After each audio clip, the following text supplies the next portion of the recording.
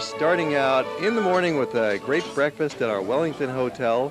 It's the Hawaii Geographic Society's World Traveler taking you on a tour of New York City. Today's program is going to focus especially on walking. We're going to walk through Midtown, Greenwich Village, down to SoHo, Lower Manhattan, Wall Street, starting out from the Midtown location of our Wellington Hotel at 55th Street and 7th Avenue. We round the bend, and just a few blocks away we come along to 57th Street, one of the main crosstown arteries. It's lined with all kinds of shops. There's cafes and restaurants galore here, art galleries, clothing stores. So let's just bounce along as we wander through Midtown Manhattan for a few minutes and look at the West 50s and Fifth Avenue area. As seen here from the top of the Empire State Building, we'll bring you up there a little bit later in the program for an extended view. There are some very expensive jewelry stores as we approach the turf of Fifth Avenue.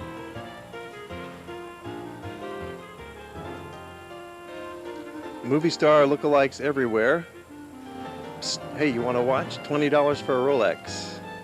Right, all kinds of things available for sale on the sidewalks of Manhattan. Quality artworks, original photography, leather handbags, you name it. It's a cheap place to buy things, and what you'll get is some cheap stuff on the sidewalks. New York has got something for everybody in the realm of shopping.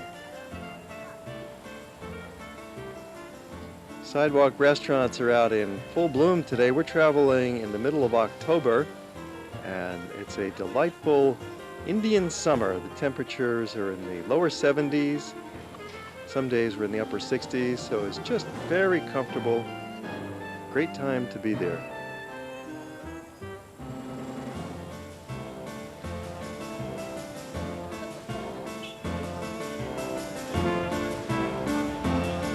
A lot of Beaux-Arts mansions and Renaissance-style chateaus along the West 50s. Another view from the Empire State Building as we wander away from the commercial area of town and into the green, tranquil oasis of Central Park.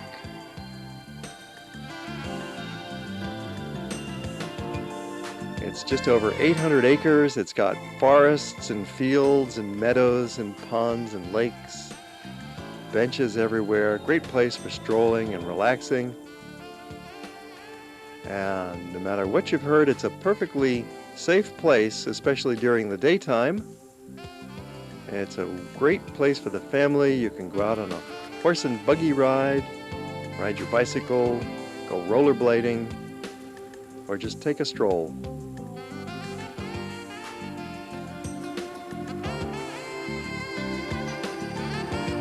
And it's so conveniently located since it's right in the middle of Manhattan. You don't have to walk through the entire park. You can just go through a corner of it, as we're doing now, heading in from about West 60th Street into the park and heading south down to Central Park South. Skating rinks have just opened. It's the beginning of the season, mid-October. What a day. It's a beautiful, warm, sunny day, and yet you can go sliding around on the ice.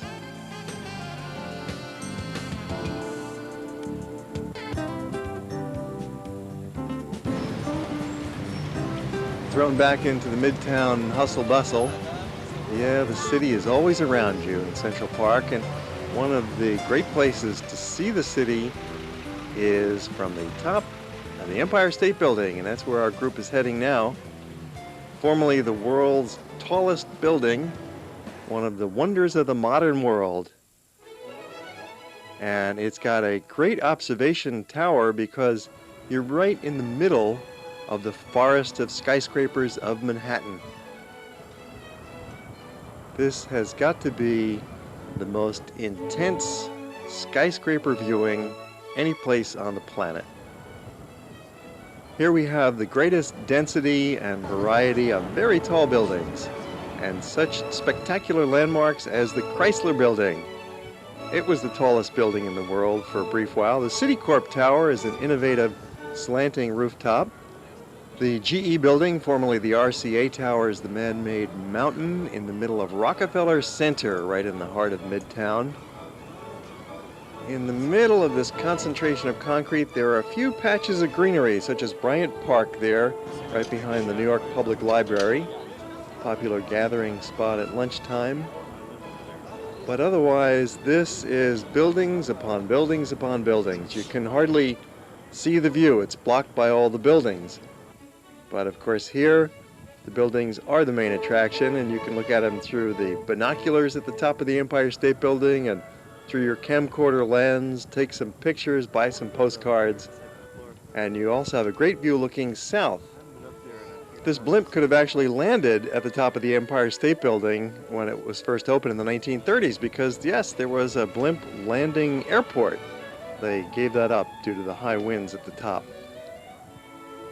Metropolitan Life Building briefly was the world's tallest building. At least half a dozen New York skyscrapers had the honor of the world's tallest, including this one, the Flatiron Building, constructed in 1902.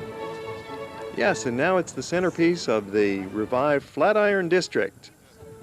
Looking to one of the many bridges that circle Manhattan, we'll be taking you on a boat ride around the island towards the end of this half hour to give you another perspective on the fantastic architecture of Manhattan.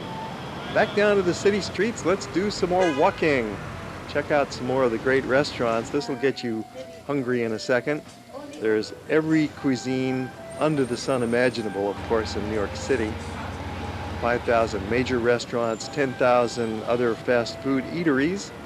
You can take your pick. One of the more exclusive hotels in the heart of Midtown is the New York Hilton. Largest hotel in the city. It's got more than 2,000 rooms and it's located adjacent to Rockefeller Center, so it's a terrific Midtown location.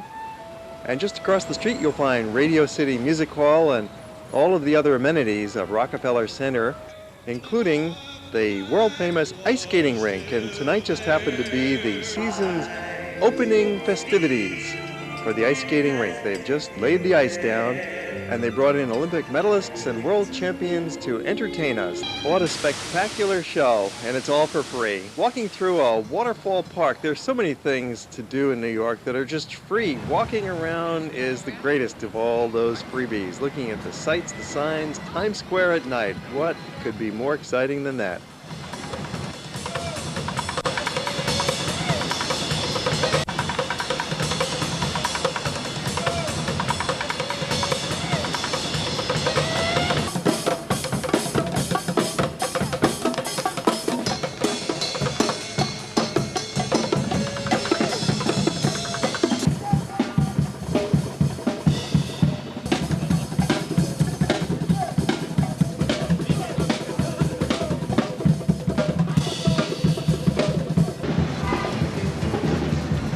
Times Square at night is just one of the most exciting places to be in Manhattan. We're proving with these images that you've got to get down to Times Square and check it out. Don't worry about crime and muggings and such. It's a safe place now. There's police, there's people everywhere. Times Square has been reborn. It's the Great White Way, Broadway, 7th Avenue, 42nd Street, all come together right here at the crossroads of the world.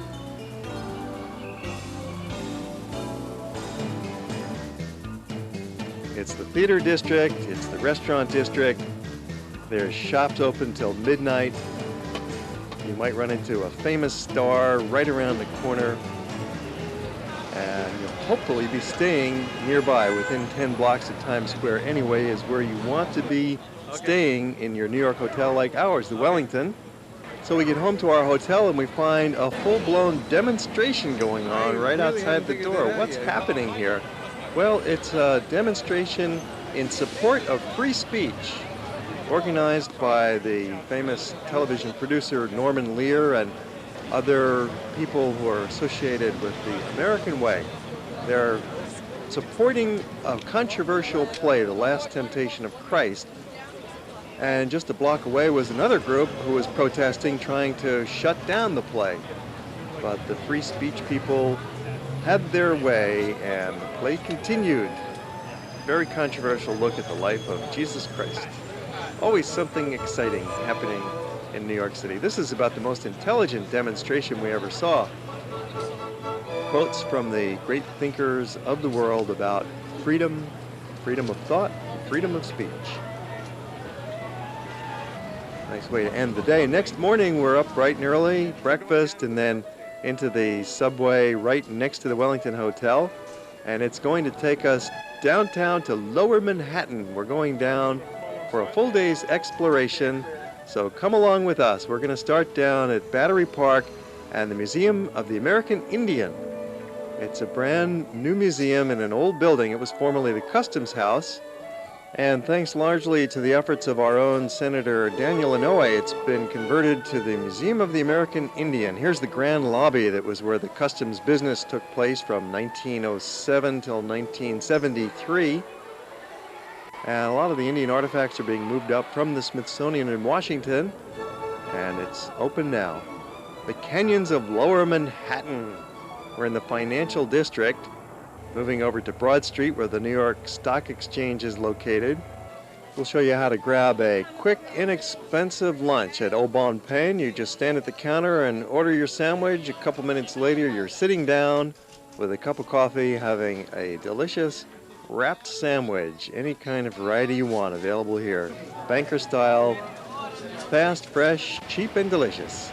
The New York Stock Exchange looks like a Greek temple. Temple to all of the money, the wealth of the country is inside behind those columns. And behind some other columns, we've got the Federal Hall National Memorial. Inside there are some monuments. This was the site of America's first Capitol building. That's right, this is where George Washington, there he is, there's a statue of him standing out front. George Washington was sworn in as president right on this site. Let's pop into nearby Trinity Church for a free noontime concert.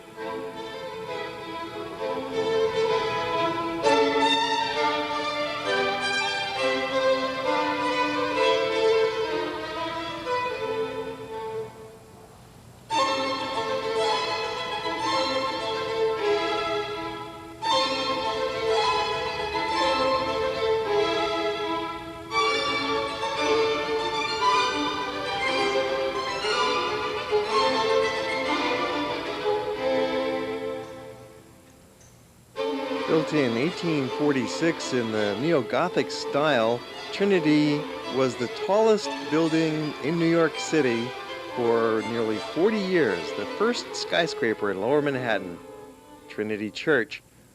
It's the third church on this site. The first was built in 1697 in one of the oldest Anglican parishes in America and one of the richest churches in New York City. They own a lot of property scattered around Lower Manhattan.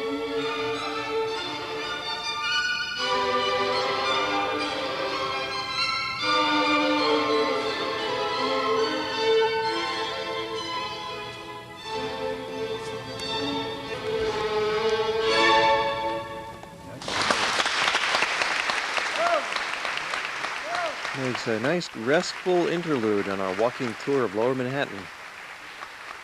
Exiting through the beautiful bronze doors, you'll see they're inspired by the doors in Florence, built by Ghiberti back in the early Renaissance. The graveyard next to Trinity is one of the most famous in New York. Alexander Hamilton and another Secretary of the Treasury is buried there. Robert Fulton is buried there. We go underneath the cemetery to catch another subway train that's going to take us just a few stops north to Greenwich Village. We're going to have a walking tour now of one of the nicest parts of New York City, right into the heart of Greenwich Village, and then we'll take you on down to SoHo. And then shortly coming up, we'll take you on a Circle Isle boat ride around Manhattan. Greenwich Village is really one of the great spots in New York.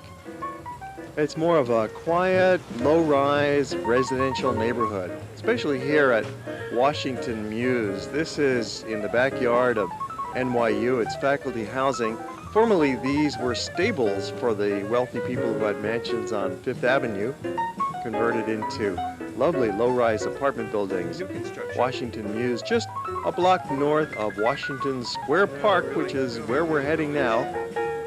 We're walking along the lower tip of Fifth Avenue past this beautiful wrought iron metal fencing as we round the bend to Washington Square North. This row of houses is the finest example of Greek Revival structures in New York City. They were built in the 1840s, 1850s into Washington Square Park.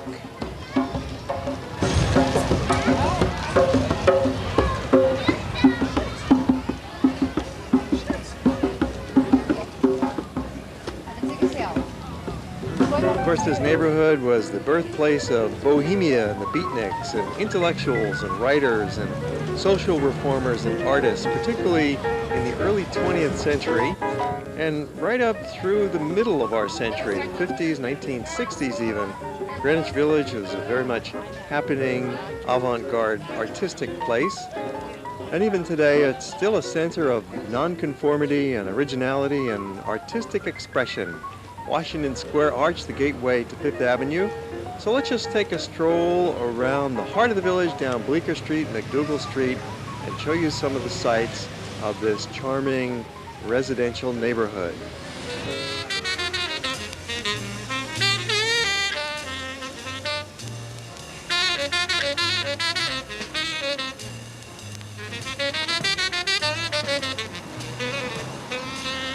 Here's the Empire State.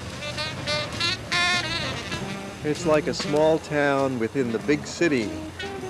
You almost feel like you've traveled to a more rural country neighborhood. But we're still very much in the thriving, pulsating heart of town.